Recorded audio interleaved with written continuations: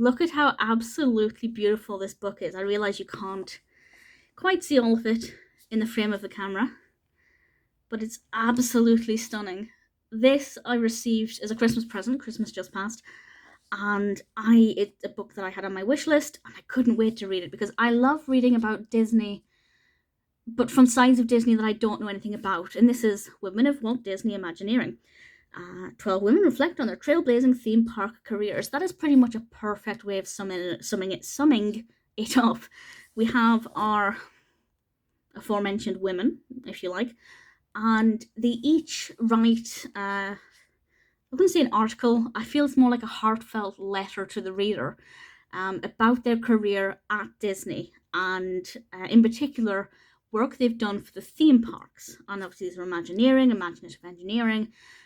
There are people who have worked on lighting and the painting rides and sets at Disneyland and Disney World and the Hong Kong park, and just all of these different areas of Disney that I know nothing about. Before I read this, if you'd asked me, do you know what it takes to build a Disney park? I would have said not a clue.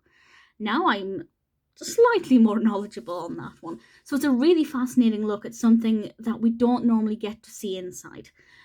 But obviously the most important thing is that, well, one of the most important things is that it's written by women. Women, engineering. Even today, you don't get that many females working in engineering. It's getting more over to a more 50-50 split, but it's going to be a long time before it's that way. So there are articles about struggles that some of them faced, or obstacles because they were women. And some of them were at the top of their game, and they were the first ever female to lead a team in a certain facet of Imagineering at Disney. And obviously that's something that's really fascinating and as it says there, trailblazing. Some of the articles are more about that than others. Some of them are definitely more about the experiences they had in terms of the actual work itself. Some of them have specific examples of sexism they face and things. So it's kind of a bit mixed as to whether you'll get something more about the behind the scenes of Disney parks or more about the obstacles that they faced. There is one thing about this that I don't like before we have a quick look through it. Now, I don't know if you can see this because my camera's causing a... Can you see that? Here. There seems to be like a dirty smudge. But this is on every single page, and on this side too. And I thought maybe it's meant to be part of the design, like engineers are working with equipment, their fingers can get oily or dirty, but it's literally just, I think it's even on that page. I don't know if the camera's picking it up, and I don't want to spend too much time talking about it, but it's so bizarre. It's just, that's literally the only place where it exists, if you can see that, this little kind of bit here.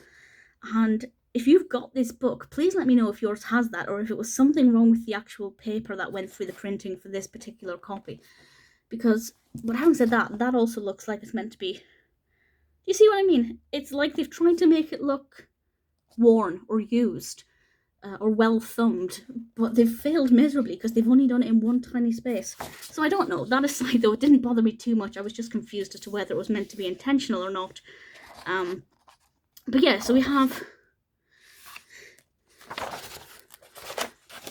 I also just want to point out that the layout is beautiful. The print size is wonderful. The book itself is obviously quite heavy. We have photographs of the aforementioned women. And everything's kind of laid out well. Very easy to read. Very beautiful, with a couple of little illustrations of Fantasia Mickey here and there. Then we get some photographs in the middle that I won't go through because I don't want to spoil it too much. And then it continues. And it's beautifully presented, very well published. You can see the hardback is exactly the same as well, so if you don't like books with paper sleeves, you can see that that's the same across the board. And it's beautiful, and I really thoroughly enjoyed it, and it gave me a really detailed, anecdotal look at a part of Disney that I know nothing about, and still know not that much about, but certainly I feel a lot more informed than I did before. It's the back of the book for anybody who is interested in seeing it. It's really beautiful, really great attention to detail. I hope they're proud of this, because certainly it's beautifully published, very well written, and very well put together. And I really thoroughly enjoyed it. If you're a fan of Disney and you don't know too much about the behind the scenes of the park, whether you're interested in the sexism and women's perspective, if you like, or not, I think you'll still find this interesting. But then you have the added layer of reading about women in the 60s and the 80s and obviously onwards, and what it was like getting careers with Disney, and in particular in a field that is even now predominantly male driven. Really enjoyed it. Very well written, very well put together, beautifully presented. Needless to say, I definitely recommend The Women of Walt Disney Imagineering.